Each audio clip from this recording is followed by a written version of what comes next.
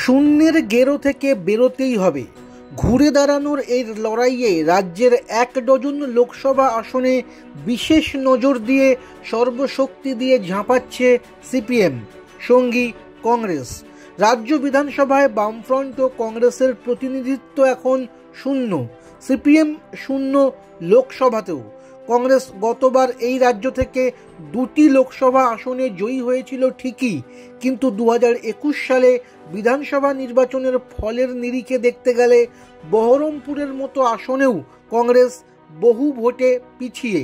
৩ বছর আগের বিধানসভা ভোটের ফলের হিসেব বিচার করলে সিপিএম ও কংগ্রেসের হাতে এখন কার্যত কিছুই নেই।